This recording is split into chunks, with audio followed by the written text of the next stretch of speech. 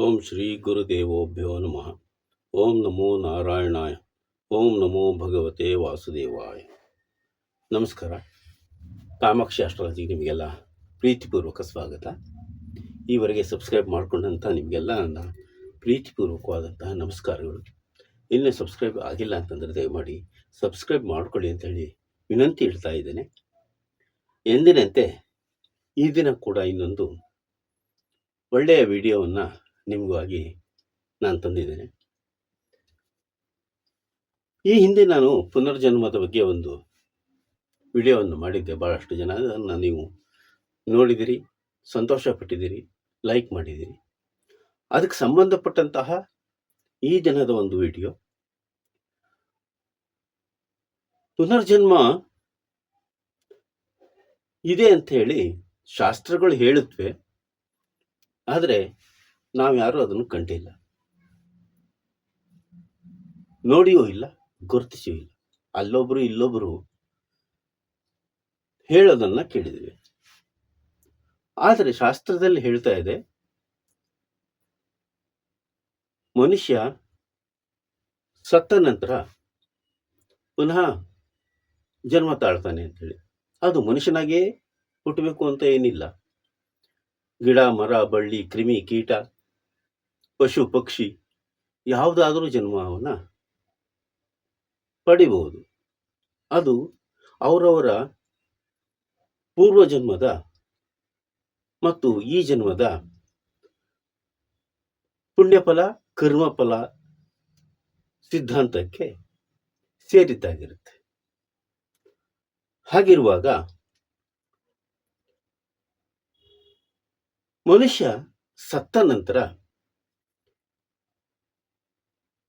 ಏನಾಗ್ತಾನೆ ಅನ್ನುವಂಥ ಒಂದು ತಿಳ್ಕೊಳ್ಳುವಂಥದ್ದೇ ನಮ್ಮ ಈಗಿನ ವಿಡಿಯೋದ ಒಂದು ಉದ್ದೇಶ.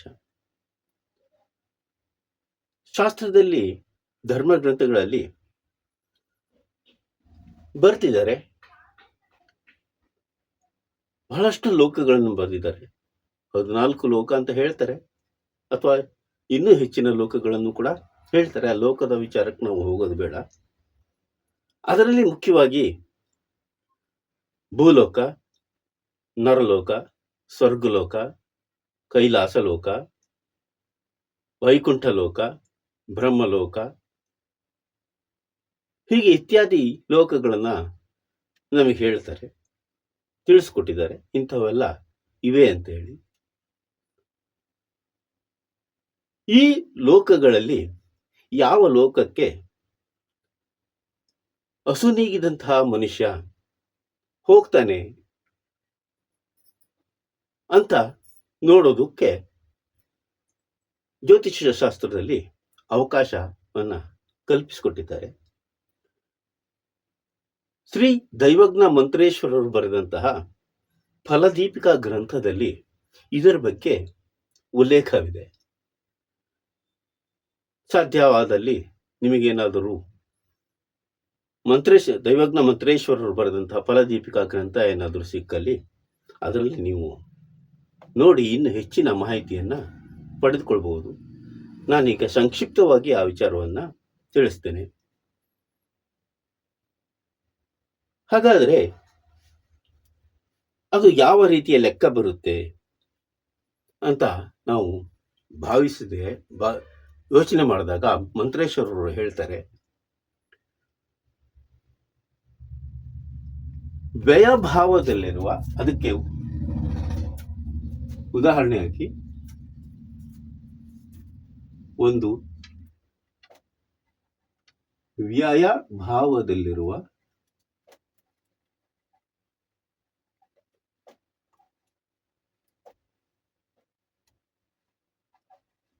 ಗ್ರಹ,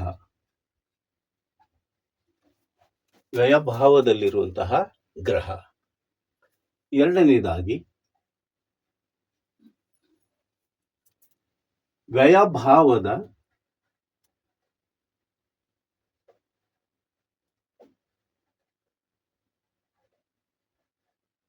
ಗ್ರಹದ ಯುತಿಯಲ್ಲಿರುವಂತಹ ಗ್ರಹ.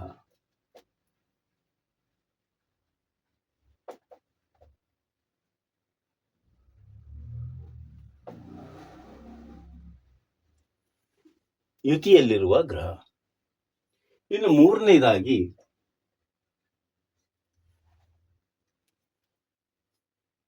ವ್ಯಯಭಾವದ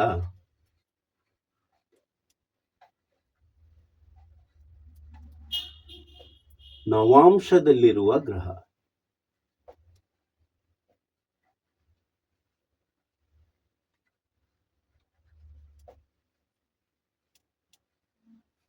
ಈ ಮೂರು ಗ್ರಹಗಳಿಂದ ಅಸುನೀಗಿದ ಮನುಷ್ಯ ಯಾವ ಲೋಕಕ್ಕೆ ಪ್ರಯಾಣ ಹೋಗ್ತಾನೆ ಅಂತೇಳಿ ನಾವು ತಿಳ್ಕೋಬಹುದು.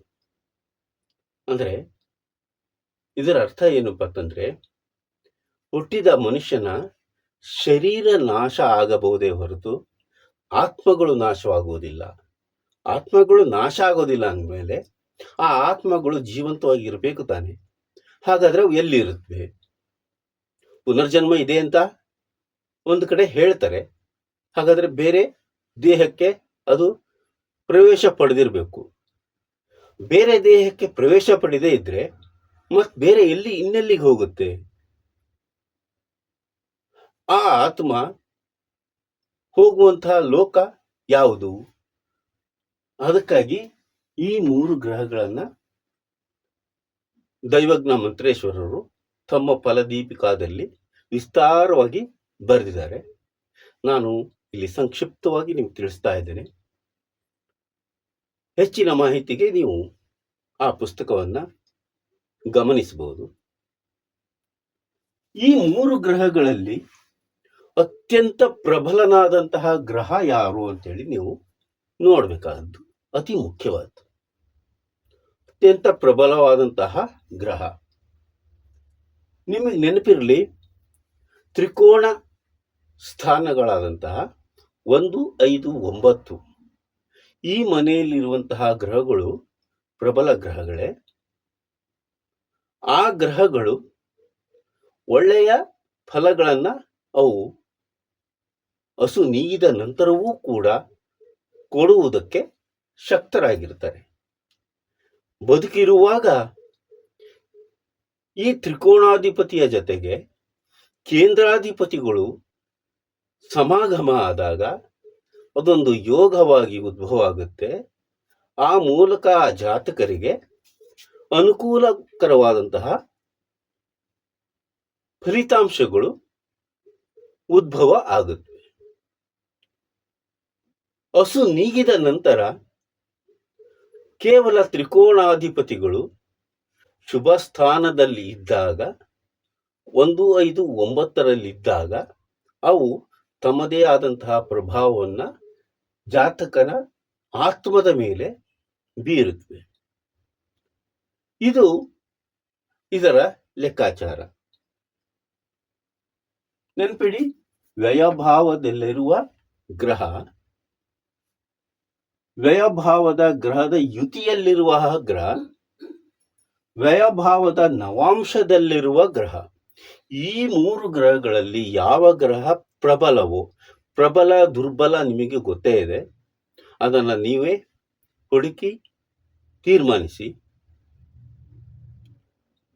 ಸುಸ್ಥಾನದಲ್ಲಿರುವಂತಹ ಗ್ರಹ ಶುಭ ಗ್ರಹ, ಕೆಟ್ಟ ಪರಿಣಾಮಗಳನ್ನು ಬೀರದೇ ಇರುವಂತಹ ಗ್ರಹ, ಇಂತಹವುಗಳು ಪ್ರಬಲರಾಗ್ತಾರೆ. ದಿಗ್ಬಲ, ದಿನಬಲ, ತಾರಾಬಲ ಇಂತಹ ಬಲಗಳನ್ನು ಹೊಂದಿದಂತಹ ಗ್ರಹಗಳು ಅತ್ಯಂತ ಬಲಿಷ್ಠರಾಗಿರ್ತಾರೆ. ಅದನ್ನು ನೀವು ಜ್ಯೋತಿಷದಲ್ಲಿ ಈ ಹಿಂದೆ ನೋಡಿರ್ತೀರಿ ಅಥವಾ ಕೇಳಿರ್ತೀರಿ. ಅದರ ಬಗ್ಗೆ ಇನ್ನು ಹೆಚ್ಚಿನ ವಿವರಣೆಯನ್ನ ಏನು ಕೊಡೋದಿಲ್ಲ.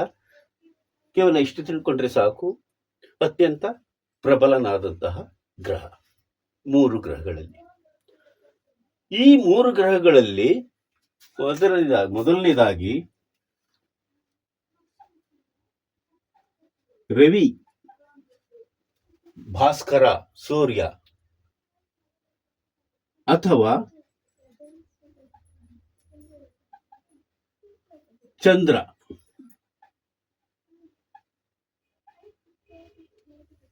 ಆಗಿದ್ದರೆ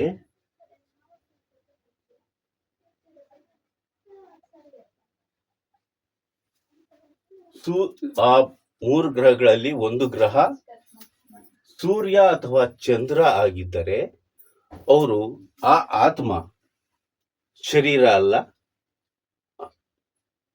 ಸಾವನ್ನ ಪಡೆದಂತಹ ಆತ್ಮ ಕೈಲಾಸ ಲೋಕವನ್ನ ಸೇರ್ಕೊಳ್ಳುತ್ತೆ.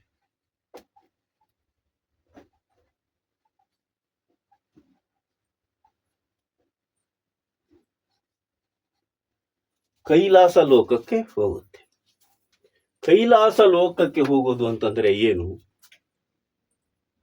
ಕೈಲಾಸ ಲೋಕದಲ್ಲಿ ಇರುವಂಥದ್ದು ಬರೀ ಭಕ್ತಿ, ಶ್ರದ್ಧೆ,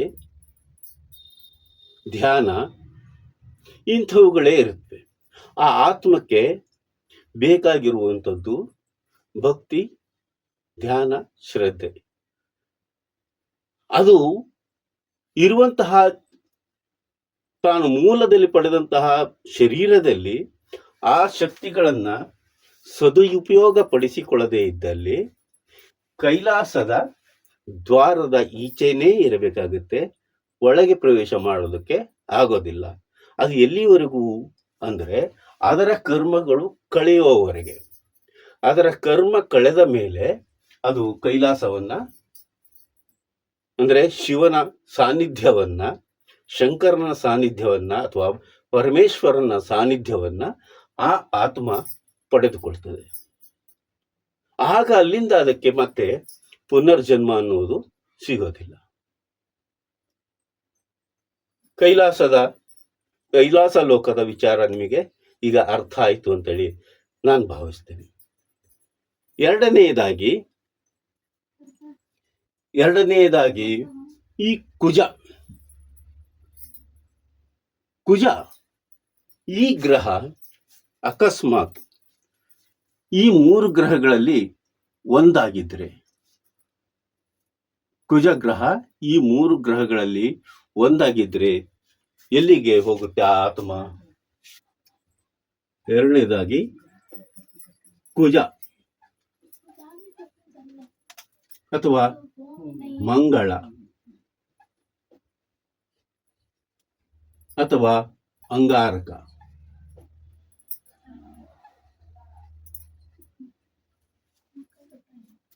ಈ 3 ಸ್ಥಾನದ ಗ್ರಹ ಮಂಗಳ ಅಥವಾ ಅಂಗಾರಕ ಅಥವಾ ಕುಜ ಆಗಿದ್ರೆ ಆ ಆತ್ಮ ಭೂಲೋಕದಲ್ಲೇ ಸಂಚಾರ ಮಾಡುತ್ತೆ.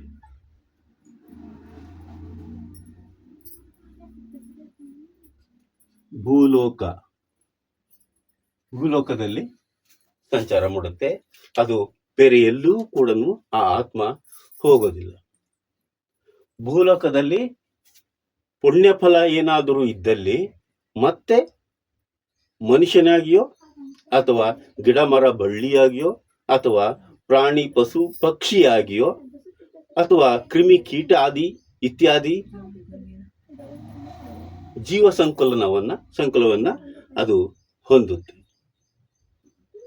ಪುಣ್ಯ ಹೆಚ್ಚಾಗಿದ್ದಲ್ಲಿ ಮಾನವ ಜನ್ಮಕ್ಕೆ ಆ ಆತ್ಮ ಬರುತ್ತೆ. ಈಗ 3ನೇದಾಗಿ ಬುಧ ಗ್ರಹವನ್ನು ತೆಗೆದುಕೊಳ್ಳೋಣ.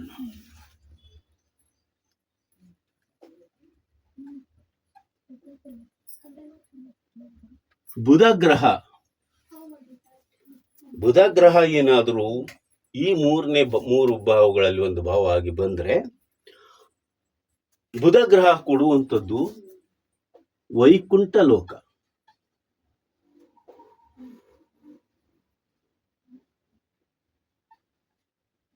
ವೈಕುಂಠ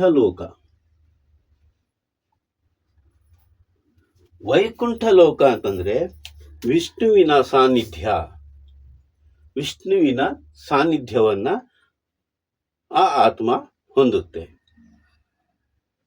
ಇಲ್ಲಿಯೂ ಕೂಡ ಅದರ ಪೂರ್ವಜನ್ಮದ ಪುಣ್ಯ ಫಲ ಹೆಚ್ಚಾಗಿದ್ದಲ್ಲಿ, ದುಷ್ಟ ಫಲಗಳು ಇಲ್ಲದೇ ಇದ್ದಲ್ಲಿ ನೇರವಾಗಿ ವೈಕುಂಠ ಲೋಕವನ್ನು ಪ್ರವೇಶಿಸುತ್ತವೆ.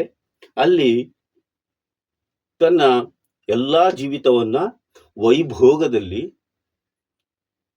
ಮತ್ತು ಅತ್ಯಂತ ಪ್ರಭಾವಶಾಲಿಯಾಗಿ ಆ ಆತ್ಮ ಅಲ್ಲಿ ಕಳೆಯುತ್ತೆ. ಹಾಗಾದ್ರೆ ಅದಕ್ಕೆ ಮತ್ತೆ ಪುನರ್ಜನ್ಮ ಇಲ್ವೇ? ಇದೇ ಯುಗದ ಪರಿವರ್ತನೆಯಾದಾಗ, ಎಲ್ಲ ಯುಗಗಳು ಮುಗಿದು ಹೊಸ ಯುಗ ಪ್ರಾರಂಭ ಆದಾಗ ಮತ್ತೆ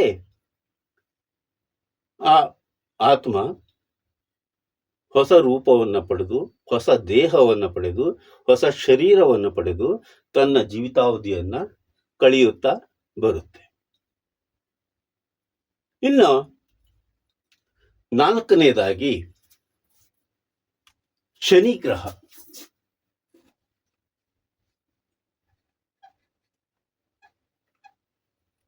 ಶನಿ ಏನಾದರೂ ಆಗಿದ್ದಲ್ಲಿ, ಶನಿ ಗ್ರಹ ಏನಾದರೂ ಆ 3 ಸ್ಥಾನದಲ್ಲಿ ಎಲ್ಲಾದರೂ ಬಂದಿದ್ದೇ ಆದಲ್ಲಿ ಆ ಆತ್ಮ ಹೋಗುವಂಥದ್ದು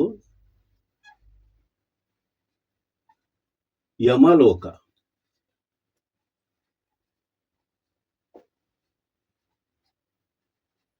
ಆ ಆತ್ಮ ಯಮಲೋಕವನ್ನ ಪ್ರವೇಶಿಸುತ್ತೆ. ಯಮಲೋಕ ಪ್ರವೇಶ ಅಂತಂದ್ರೆ ಏನು? ಶನಿ ಗ್ರಹ ಯಾವಾಗಲೂ ಸೇವೆ ಮಾಡುವಂಥದ್ದು, ನ್ಯಾಯ ಧರ್ಮ ನಿಷ್ಠೆಯನ್ನ ಜಗತ್ತಿಗೆ ಸಾರುವಂಥದ್ದು. ಯಮಲೋಕದಲ್ಲಿ ಬರೀ ಕೆಟ್ಟದ್ದೇ ಇರೋದಿಲ್ಲ. ಅಲ್ಲಿ ಸೇವೆ ಮಾಡಿದಾಗ ಮತ್ತು ಅಲ್ಲಿ ನ್ಯಾಯ ನಿಷ್ಠೆಯಿಂದ ಇದ್ದಾಗ, ಅಥವಾ ಭೂಲೋಕದಲ್ಲಿ ತಾನಿರುವಂತಹ ಶರೀರದಲ್ಲಿ ಒಳ್ಳೆಯ ನ್ಯಾಯ ನಿಷ್ಠೆಯನ್ನ ಪರಿಪಾಲಿಸಿಕೊಂಡಿದ್ದೇ ಆದಲ್ಲಿ, ಒಳ್ಳೆಯ ಸೇವೆಯನ್ನ ಮಾಡಿದ್ದೇ ಆದಲ್ಲಿ, ಅಲ್ಲಿ ಒಳ್ಳೆಯ ಸೇವೆ ಅಂತಂದ್ರೆ ತಂದೆ ತಾಯಿ ಸೇವೆ ಆಗ್ಬೋದು, ಗುರು ಹಿರಿಯರ ಸೇವೆ ಆಗಿರ್ಬೋದು, ಬಂಧು ಬಾಂಧವರ ಸೇವೆ ಆಗಿರ್ಬೋದು, ಸ್ವಜನ ಪರಜನರ ಸೇವೆ ಕೂಡ ಆಗಿರ್ಬೋದು. ಹೀಗೆ ಎಲ್ಲರ ಸೇವೆಯನ್ನ ಮಾಡಿದಾಗ ಅದು ಒಳ್ಳೆಯ ಫಲವನ್ನ ಪಡೆದುಕೊಳ್ಳುತ್ತೆ. ಯಮಲೋಕದಲ್ಲಿಯೂ ಕೂಡ ಆ ಆತ್ಮಕ್ಕೆ ಬಾಧೆ ತಟ್ಟೋದಿಲ್ಲ.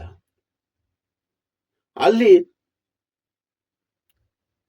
ಯಮಧರ್ಮರಾಯನ ಅನುಯಾಯಿಯಾಗಿ ಆ ಆತ್ಮ ಸಂಚಾರ ಮಾಡುತ್ತೆ ತನ್ನ ಅವಧಿ ಮುಗಿಯುವವರೆಗೆ. ಇನ್ನು 5ನೇದಾಗಿ ಗುರುಗ್ರಹ.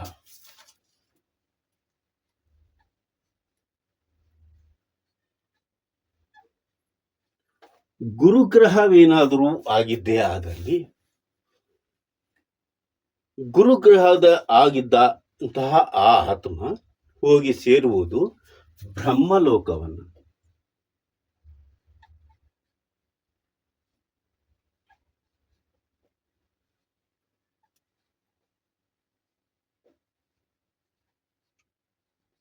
ಬ್ರಹ್ಮಲೋಕವನ್ನ ಆ ಆತ್ಮ ಸೇರ್ತದೆ. ಬ್ರಹ್ಮಲೋಕವನ್ನ ಸೇರುವುದು ಅಂತಂದ್ರೆ ಏನು? ಮತ್ತೊಂದು ಸೃಷ್ಟಿಗೆ ಕಾರಣ ಆಗುವಂಥದ್ದು ಅಂತ. ಒಬ್ಬ ಗುರು ಆದಾಗ ನಾನಾ ವಿದ್ಯೆಗಳನ್ನ ಕಲಿತಿರ್ತಾರೆ. ನಾನಾ ವಿದ್ಯೆಗಳನ್ನ ಕಲಿತು ಬಹಳಷ್ಟು ಜನ ಶಿಷ್ಯಂದರನ್ನ ಹುಟ್ಟು ಹಾಕ್ತಾರೆ. ಅಂದ್ರೆ ಅಲ್ಲಿ ಜನ್ಮ ನೀಡಿದ್ರು ಅಂತೇಳಿ ಅರ್ಥ ಆಗುತ್ತೆ. ಬರೀ ಶರೀರಕ್ಕೆ ಜನ್ಮ ನೀಡೋದು ಅಷ್ಟೇ ಜನ್ಮ ಅಲ್ಲ. ಒಳ್ಳೆಯ ವಿಚಾರಗಳನ್ನ, ಒಳ್ಳೆಯ ವಿದ್ಯೆಯನ್ನ, ಒಳ್ಳೆಯ ಬುದ್ಧಿಯನ್ನ ತಿಳಿಸಿಕೊಟ್ಟು ಸಮದಾರಿಗೆ ತರುವಂಥದ್ದು ಕೂಡ ಗುರುವಿನ ಕೆಲಸ ಆಗಿರುತ್ತೆ. ಅದು ಬ್ರಹ್ಮದೇವರ ಕೆಲಸ. ಈ ಸೃಷ್ಟಿಗೆ ಅವರು, ಅಂದ್ರೆ ಮುಂದಿನ ಸೃಷ್ಟಿಗೆ ಅವರು ಕಾರಣೀಕರ್ತರಾಗಿ ಬ್ರಹ್ಮಲೋಕದಲ್ಲಿ ಬ್ರಹ್ಮದೇವರ ಅಧೀನದಲ್ಲಿ ಅವರು ಕೆಲಸವನ್ನ ನಿರ್ವಹಿಸಿ ತನ್ನ ಜೀವಿತಾವಧಿಯನ್ನ ಆತ್ಮಕ್ಕೆ ಕೊನೆ ಇಲ್ಲ. ಮುಂದಿನ ಜನ್ಮ ಸಿಗುವವರೆಗೆ ಬ್ರಹ್ಮಲೋಕದ ಸೇವೆಯನ್ನ ಅದು ಮಾಡ್ತಾ ಇರ್ತದೆ. ಈ ರೀತಿಯಲ್ಲಿ ನೀವು ಅದನ್ನ ಅರ್ಥೈಸ್ಕೊಳ್ಬೇಕಾಗುತ್ತೆ. ಇನ್ನು 6ನೇದಾಗಿ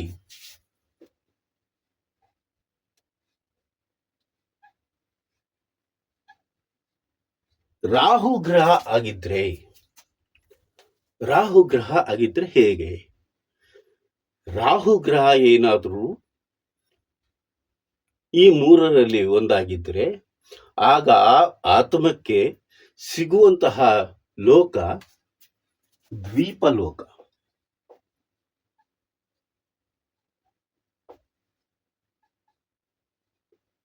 ದ್ವೀಪಲೋಕ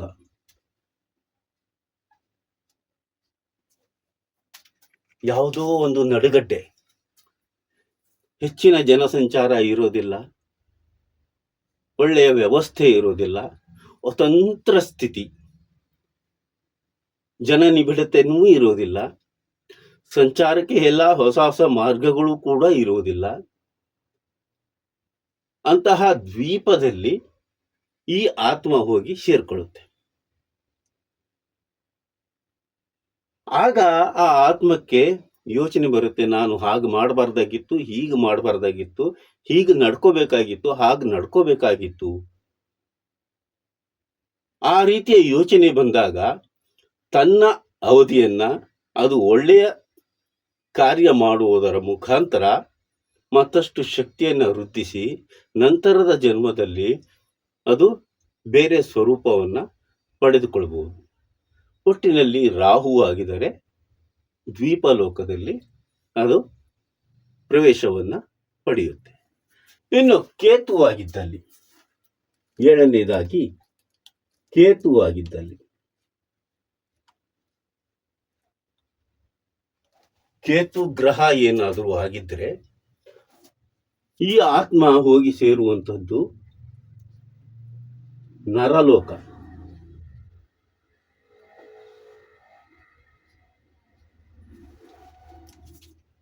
ಕೇತುವಾಗಿದ್ದಲ್ಲಿ ಅದು ನರಲೋಕಕ್ಕೆ ಹೋಗಿ ಸೇರ್ಕೊಳ್ಳುತ್ತದೆ.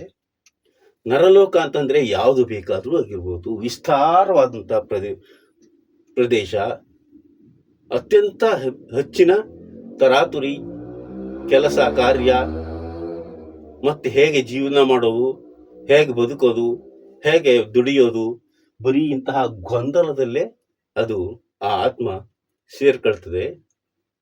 ಇಲ್ಲಿ ಆ ಆತ್ಮ ಯಾವುದೇ ಶರೀರಕ್ಕೆ ಹೋದ್ರೂ ಕೂಡ ಯೋಚನೆ ಮಾಡಿ ತನಗೆ ಮುಕ್ತಿ ಬೇಕಪ್ಪ ಅಂತ ಯೋಚನೆ ಮಾಡ್ತದೆ. ಹಾಗೆ ಈ ನರಲೋಕದಲ್ಲಿ ಇರುವಂತಹ ಆತ್ಮ ಇಲ್ಲಿ ಎಲ್ಲಾದ್ರೂ ತಿರುಗಾಡ್ತಾ ಇರ್ಬೋದು, ಸುತ್ತಾಡ್ತಾ ಇರ್ಬೋದು.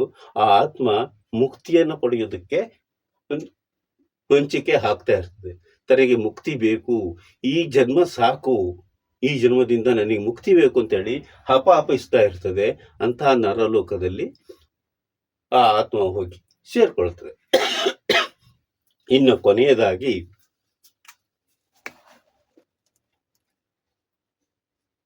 ಶುಕ್ರ ಗ್ರಹ.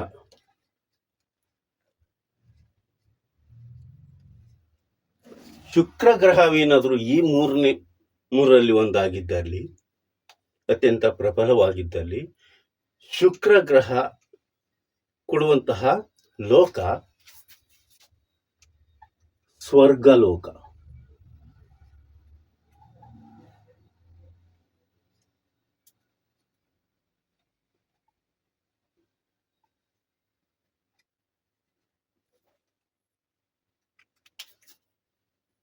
ಶುಕ್ರ ಗ್ರಹದ ಮುಖಾಂತರ ಆ ಆತ್ಮ ಸ್ವರ್ಗಲೋಕವನ್ನ ಸೇರ್ಕೊಳ್ತದೆ.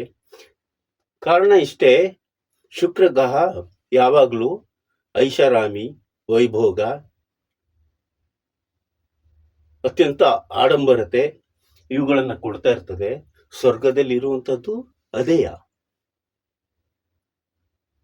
ಎಲ್ಲಾ ಗ್ರಹಗಳಿಗಿಂತಲೂ ಶುಕ್ರ ಗ್ರಹವನ್ನ ಧನಾಧಿಪತಿ, ವೈಭೋಗಾಧಿಪತಿ ಅಂತ ಕರೀತಾರೆ, ಕಳತ್ರಾಧಿಪತಿ ಅಂತಲೂ ಕರೀತಾರೆ. ಇರುವಂತಹ ಎಲ್ಲಾ ಸುಖವನ್ನ ಭೂಲೋಕದಲ್ಲಿ ಅನುಭವಿಸಿ ನಂತರ ಒಳ್ಳೆಯ ಫಲಗಳನ್ನ ಪಡೆದಿದ್ದಾರೆ. ನಾನು ಆಗ್ಲೇ ಹೇಳಿದೆ 1, 5, 9, ಇನ್ನೊಮ್ಮೆ ನೆನಪು ಮಾಡ್ಕೊಳ್ಳಿ. ಹಾಗೆ ಶುಕ್ರ ಗ್ರಹ ಸ್ವರ್ಗಲೋಕವನ್ನು ಸೂಚಿಸುತ್ತೆ. ಆ ಆತ್ಮ ಪಡೆದಂತಹ ಶರೀರದಲ್ಲಿ ಒಳ್ಳೆಯ ಕಾರ್ಯವನ್ನ ಮಾಡಿದಾಗ ಮಾತ್ರವೇ ಸ್ವರ್ಗಲೋಕದ ಒಳಗೆ ಪ್ರವೇಶ ಇರುತ್ತೆ. ಇಲ್ಲದೆ ಹೋದಲ್ಲಿ ಸ್ವರ್ಗಲೋಕದ ಹೊರಗೆ ಇದ್ದುಕೊಂಡು ಒಳಗೆ ಹೋಗ್ಲಿಕ್ಕೆ ಹಪಹಪಿಸುತ್ತಲೇ ಇರುತ್ತೆ. ಒಳಗೆ ಹೋಗ್ಲಿಕ್ಕೂ ಆಗಲ್ಲ, ಹೊರಗಡೆ ಬರ್ಲಿಕ್ಕೂ ಆಗೋದಿಲ್ಲ, ಬೇರೆ ಯಾವ ಲೋಕಕ್ಕೂ ಹೋಗ್ಲಿಕ್ಕಾಗಲ್ಲ.